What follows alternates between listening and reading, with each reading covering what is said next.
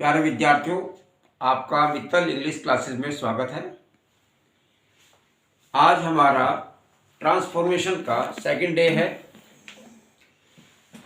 इससे पहले वीडियो में मैंने आपको ट्रांसफॉर्मेशन का जो मीनिंग था वो समझाया।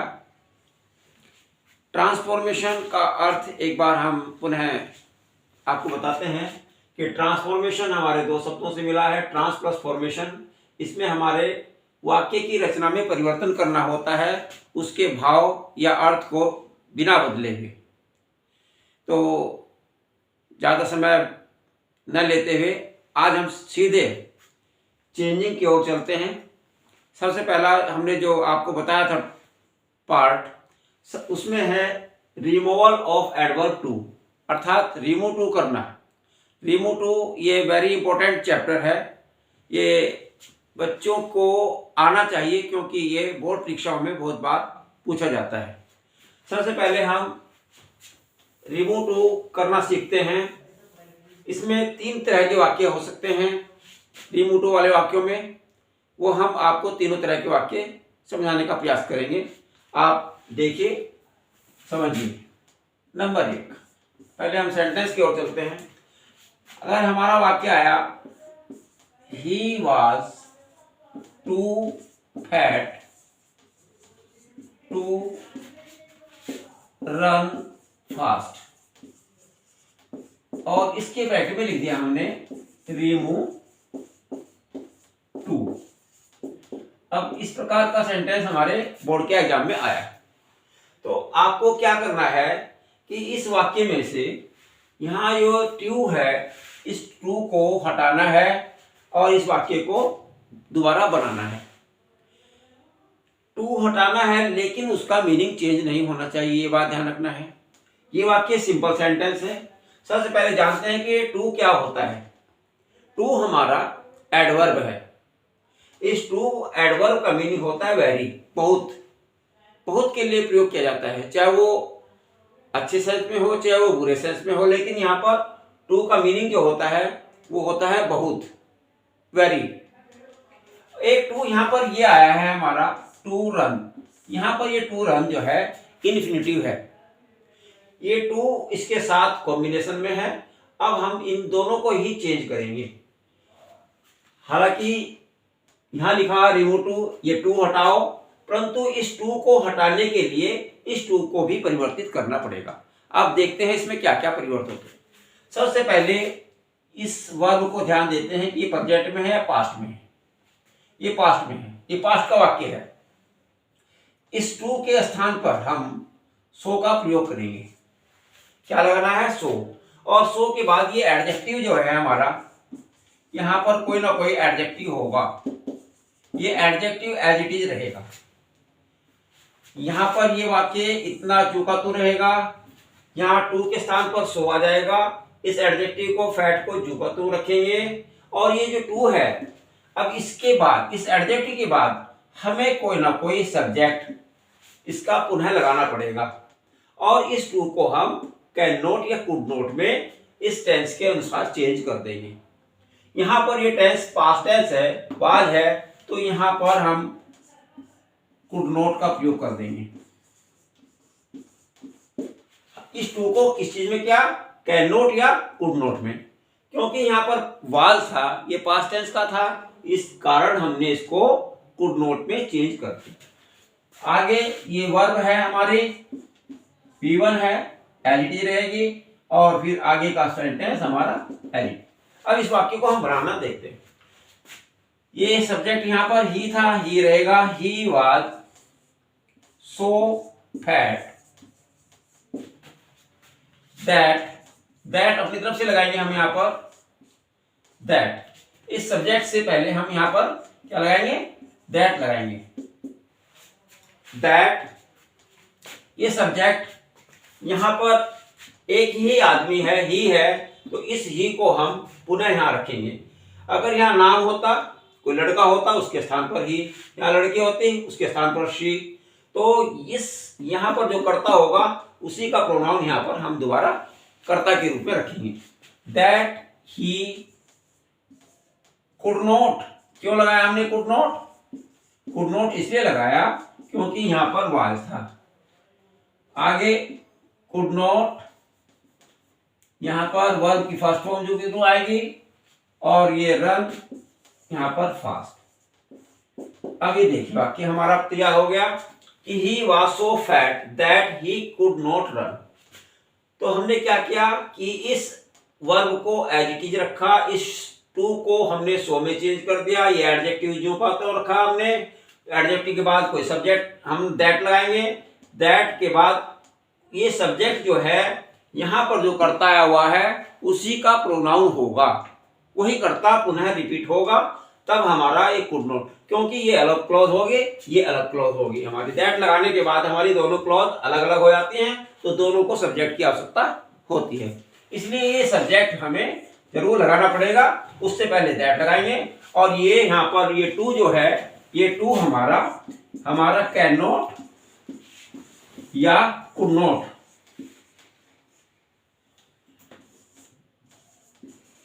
ये टेंस के प्रेजेंट में होगा कैन नॉट होगा, और यहाँ पर इज, अगर यहाँ पर इज आया तो कैन नॉट होगा, वाज आया कुड नॉट होगा। इस प्रकार से वाक्य चेंज हो गया। दूसरा वाक्य देखिए,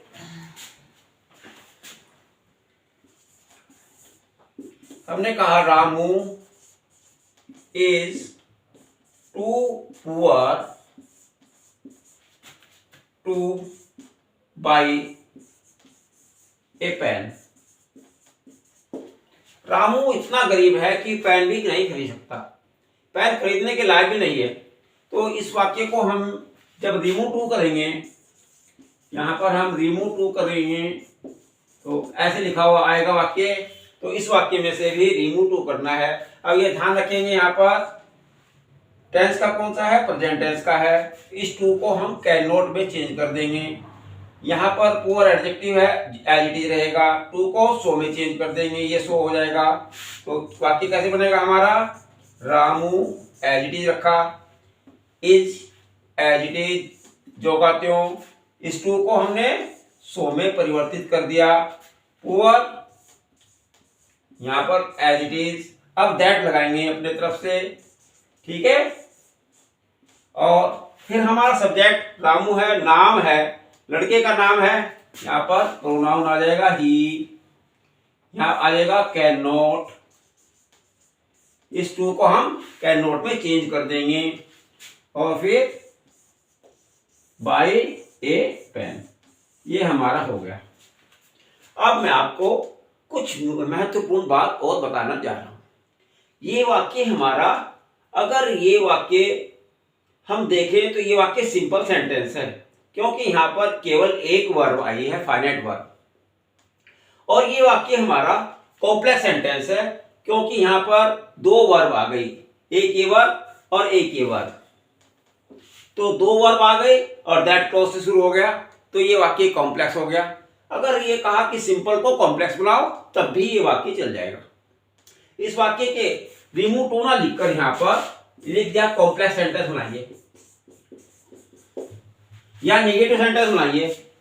अगर निगेटिव लिख दिया तब भी, कॉम्प्लेक्स लिख दिया तब भी, रिमूव टू लिख दिया तब भी, वाक्य की रचना इसी प्रकार बनेगी जैसे ही हमने बनाकर दिखाई। मैं समझता हूं ये दो एग्जाम्पल दिए मैंने, इनसे आपको रिमूव टू समझ में आ गया होगा। अब अलग टाइप के जो सेंटेंस है वो हम लेकर चलते हैं। देखिए कभी कभी क्या होता है, ऐसा वाक्य आ जाता है जिसमें कर्ता बेजान होता है।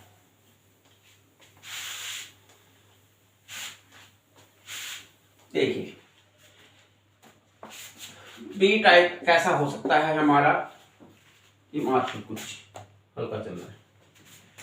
देखिए हमने कहा this question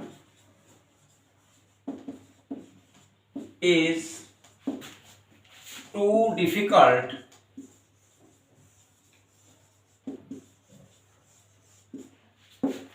to solve. This question is too difficult to solve it. It भी लगा सकते हैं और नहीं भी लगा सकते हैं।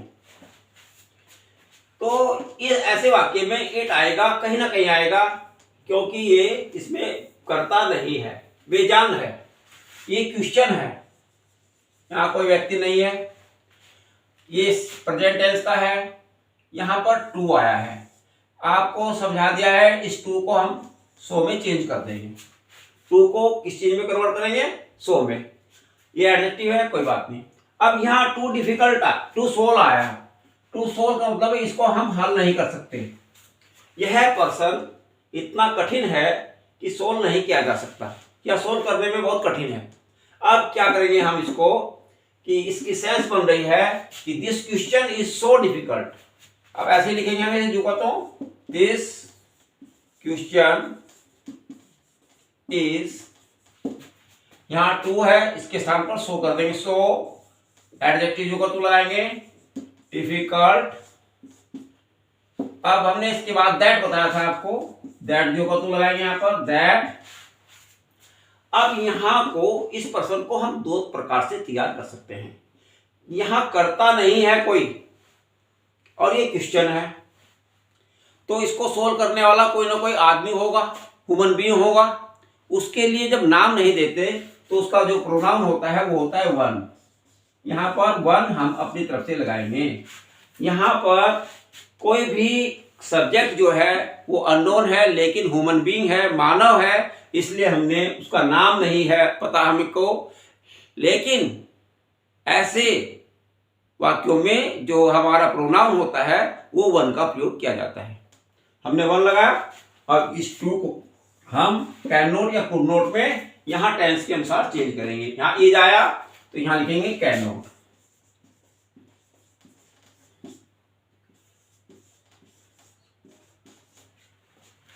अब this question is so difficult that one can not solve it. ऐसा भी हो सकता है, इट भी लगा सकते हैं दोबारा।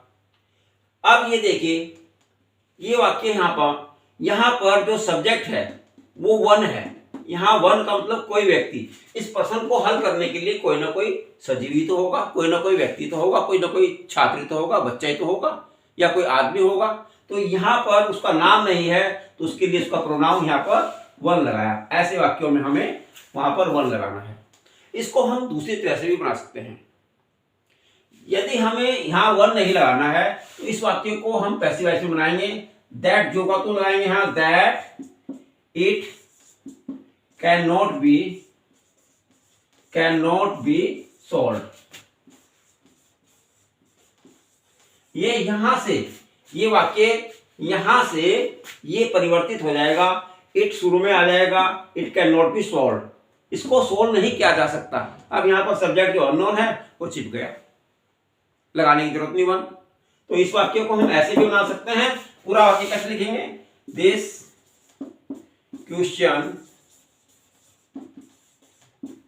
Is so difficult that it can not be solve.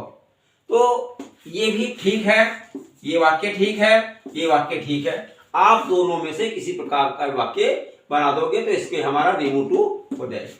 इसके ब्रैकेट में भी लिखा आएगा रिमूव टू। अब ये रिमूव टू हमारा हो गया, यहां से टू हट गया।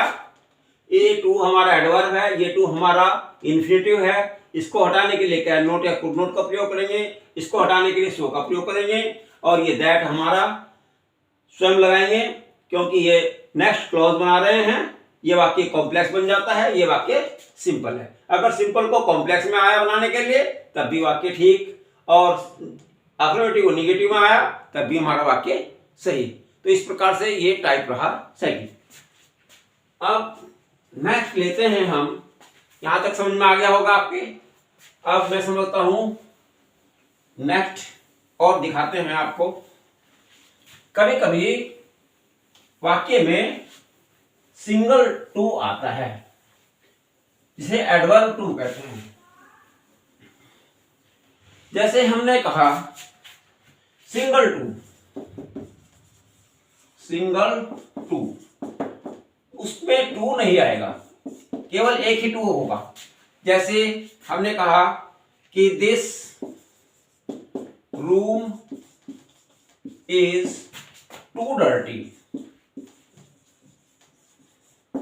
ये वाक्य आया, इसमें लिख दिया remove too. This room is too dirty. अब यहां पर ये टू अकेला एडवर्ब है, इसको हटाना है। अब इसके स्थान पर हम आपको कुछ वर्ड दे रहे हैं, वो लगा दीजिए, आपका वाक्य ठीक हो जाएगा। या तो इसके स्थान पर TOO को हटाकर हम यहां पर लिख देंगे एक्सट्रीमली, EXTREMELY।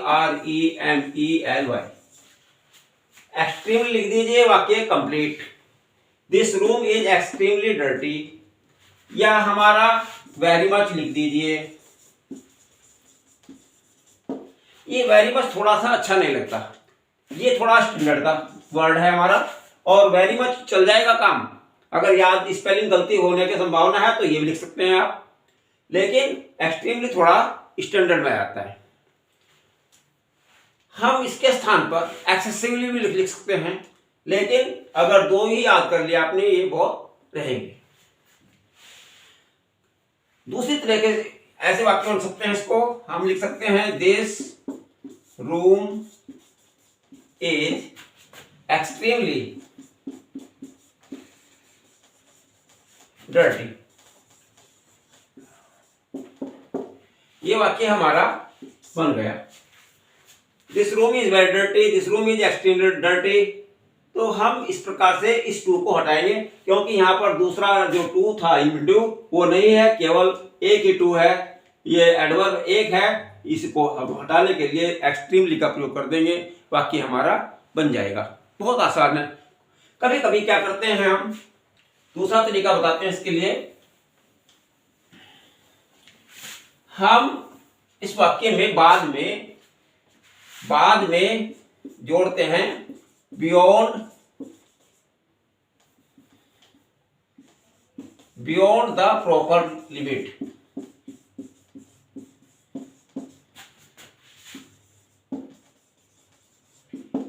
इस वाक्य में हम दिस रूम इज डर्टी, इसको टू हटा देंगे, ये टू हट जाएगा, यहां तक कंप्लीट रखेंगे वाक्य को, फिर लिखेंगे बियॉन्ड द प्रॉपर लिमिट। यह रूम अपनी लिमिट से ज्यादा गंदा है, तो यहां लिखेंगे इसको हम बियॉन्ड द प्रॉपर लिमिट, या मोर देन एनफ, या हम लिख सकते हैं मोर देन इनफ,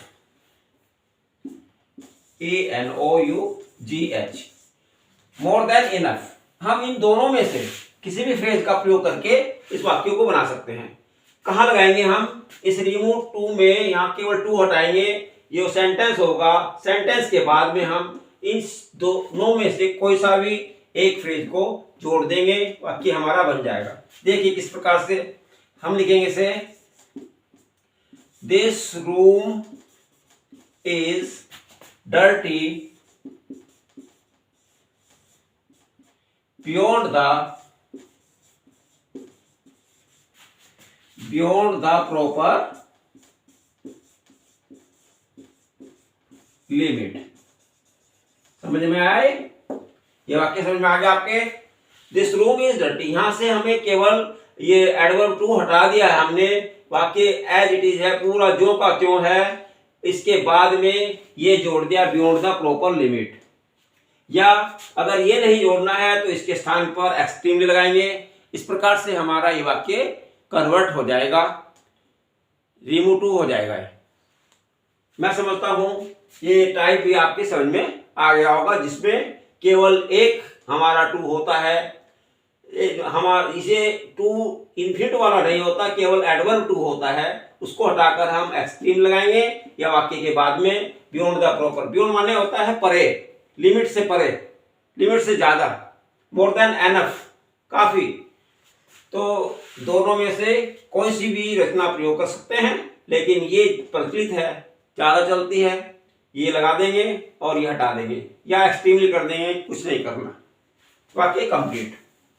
अब देखते हैं कोई और टाइप जो आता है।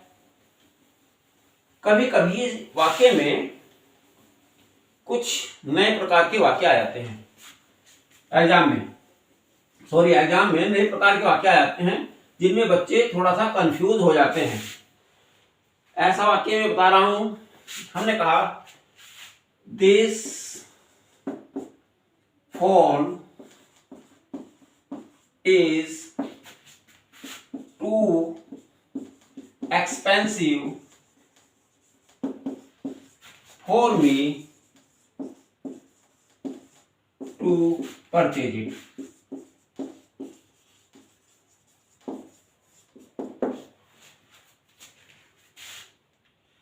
This phone is too expensive for me to purchase. Purchase it भी आ सकता है, to purchase it भी आ सकता है, यहाँ पर purchase भी आ सकता है, to purchase।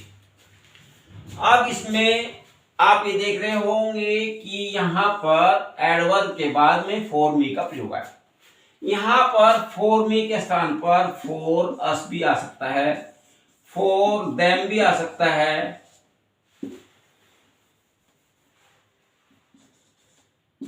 फॉर हर भी आ सकता है, यहां कुछ भी आ सकता है। यह फोन इतना ज्यादा महंगा है मेरे लिए खरीदने के, अर्थात मैं इस फोन को नहीं खरीद सकता। हम इसको ऐसे कर सकते हैं, ये फोन इतना महंगा है कि मैं इसको नहीं खरीद सकता। तो इसके लिए हम क्या करेंगे, सबसे पहले तो इनको चेंज करना है। यहाँ पर अगर फॉर मी आया है तो उसको हम फॉर मी को आई में चेंज कर देंगे। सब्जेक्ट बनाना है यहाँ पर, क्योंकि सब्जेक्टिव केस आना है दैट के बाद। अस को वी में चेंज कर देंगे, देन को दे में चेंज कर देंगे, और ऐसे ही हर को शी में चेंज कर देंगे। इस प्रकार से सबसे पहले हम क्या करेंगे कि जितने भी हमारे for me, for us, for them, for her होगा उसका हम सब्जेक्टिव केस बनाएंगे, क्योंकि सेकेंड क्लॉज में दैट के बाद सब्जेक्ट आना है, तो इसका हम सब्जेक्ट बनाएंगे। ये ऑब्जेक्टिव केस है, हम इसका सब्जेक्टिव केस में कन्वर्जन कर देंगे। समझ में बात? अब ये टू है, इसको हमने बताया आपको सो में चेंज करना है, और ये टू हमारा कैन नॉट में चेंज होगा। आगे हमारी रचना एज इट इज होगी जैसे हमने पहले बताई थी।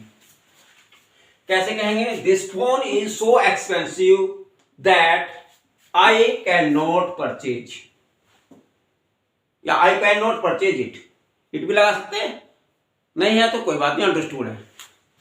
तो यहां पर कैसे लिखेंगे इस वाक्य को, this phone is so expensive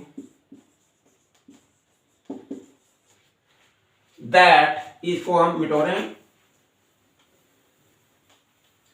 that for me के स्थान पर हमने लिख दिया आई, क्योंकि सब्जेक्ट चाहिए हमें, दैट के बाद सब्जेक्ट चाहिए, और यहां पर इज आया इसलिए हमने यहां पर कैन नॉट का प्रयोग किया। अगर वाज होता तो यहां पर कुड नॉट का प्रयोग होता। I can not purchase, PURCHASE, purchase it, it भी लगा सकते हैं, नहीं भी लगा सकते, आपकी मर्जी। तो this phone is so expensive that I can not purchase it. तो ये वाला वाक्य हमारा रिमूव टू हो गया। इस टू को हटाकर हमने वही नियम जो पहले वाला, सो से पहले वाला सो लगाया, यहाँ पर दैट अपनी तरफ से लगाएंगे, नेक्स्ट क्लॉज बन रही है हमारे, और उसके बाद सब्जेक्ट लगाएंगे, फिर कैन नॉट या कुड नॉट लगाएंगे टेंस के अनुसार, और आगे हमारी वर्ब की फर्स्ट फॉर्म और दैट इज वो। तो इस प्रकार से वाक्य बन गया। अब देखिए कुछ और वाक्य, दो वाक्य और बताता हूं आपको, क्योंकि बोर्ड के एग्जाम में तरह तरह से घुमा फिरा कर वाक्य को दे देते हैं। क्या ध्यान रखना है, देखिए यदि हमारी रूल है, यदि हमारा इस टू से पहले, इस टू, ये एडवर्ब टू है, इससे पहले हमारा नोट आ जाए या नेवर आ जाए, क्या मैंने बताया, इस एडवर्ब से पहले नोट आ जाए या नेवर आ जाए, तो आपको क्या करना है, ये नोट या नेवर यहां से हटाना नहीं है, राइट। और अगले जो वाक्य में टू है उसके स्थान पर कैन नॉट या कुड नॉट जैसे लगा रहे हो आप, वैसे के वैसे ही लगाएंगे और यहाँ पर ये जू का तो रहने देंगे और इसको सो में चेंज कर देंगे। बाकी रूल वही है जो पुराने वाले हैं। जैसे हमने कहा, एग्जाम्पल देखिए, it is never too late, it is never too late to mend.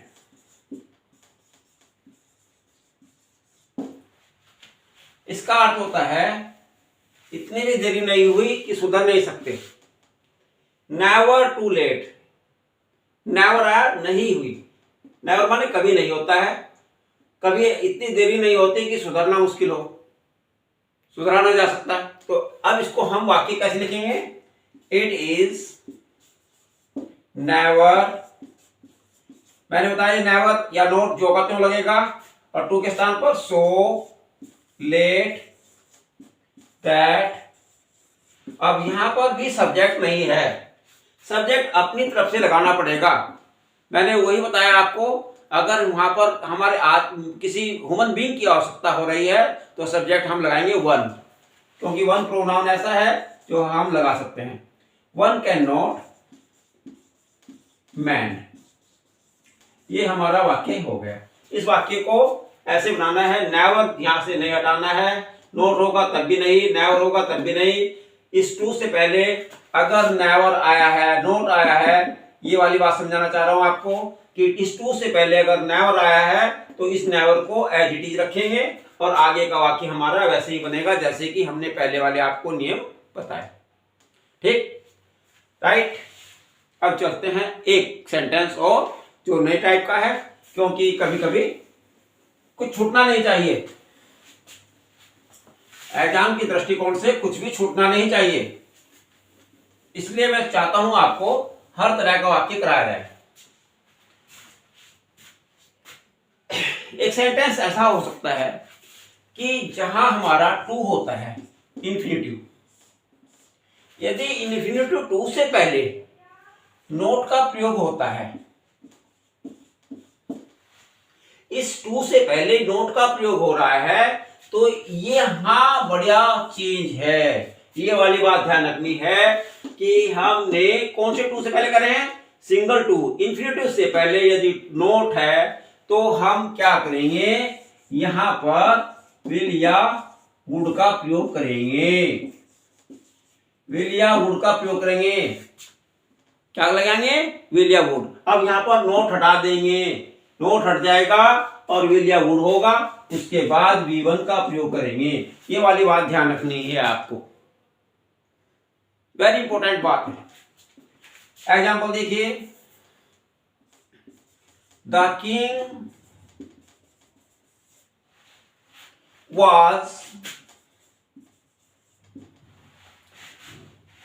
was too wise, T-O-O wise।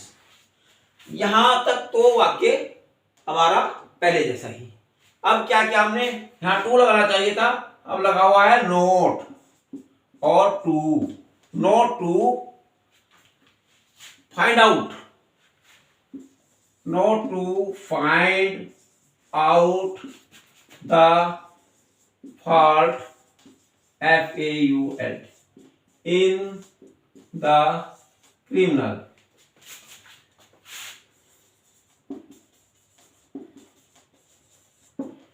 The king was too wise not to find out the fault in the criminal। अब यहां पर ये ध्यान देना है, इस to से पहले नोट आया हुआ है, समझ में बात? अब मैंने क्या बताया, यहां पर विल या वुड का प्रयोग होगा। अगर यहां पास्ट टेंस का वाक्य है तो वुड होगा, प्रेजेंट का वाक्य है तो विल का प्रयोग होगा, और फिर हमारी वर्ब जो की तो रखी जाएगी फर्स्ट फॉर्म, बाकी वाक्य जो कर। अब देखिए कैसे लिखेंगे हैं, द, इस वाक्य को कन्वर्ट कर रहे हैं हम, द किंग वाज सो, इस टू को सो में चेंज कर दिया हमने, सो वाइज दैट। अब किंग यहां पर राजा है, इसका प्रोनाउन क्या हो जाएगा? ही। और अब यहां पर कैन नॉट, कुड नॉट कुछ नहीं लगाएंगे, यहां पर वुड का प्रयोग होगा। ही वुड, निगेटिव नहीं बनाएंगे अब इसको। He would find out the fault in the criminal।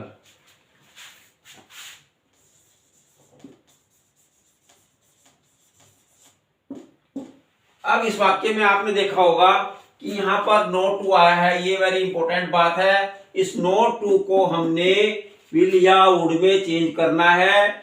अगर हमारा वाक्य पास्ट का है तो वुड में चेंज हो गया, प्रेजेंट का इज होता तो ये वाक्य विल में चेंज हो जाता। हाँ, शैल भी आ सकता है अगर आई यहां सब्जेक्ट हो। ठीक है, ये सब्जेक्ट के अकॉर्डिंग प्रयोग किया जाता है विल या वुड। यहां पर निगेटिव नहीं बनाना है, ये बात ध्यान रखनी है। तो ये वाक्य हमारा कंप्लीट हो गया। इस प्रकार से रिमूव टू के मैंने आपको जितने तरह के वाक्य बोर्ड के एग्जाम में आने की संभावना रहती है वो सारे टाइप्स मैंने आपको समझाए। उम्मीद करता हूं आप इसको वीडियो को पुनः देखेंगे, बार बार देखेंगे तो आपकी समझ में अवश्य आ जाएगा।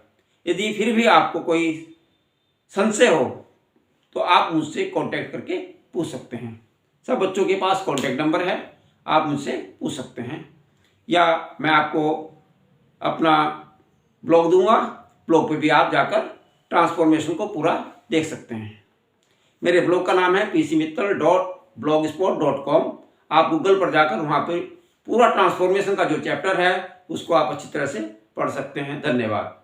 मैं समझता हूँ आज के लिए बहुत है।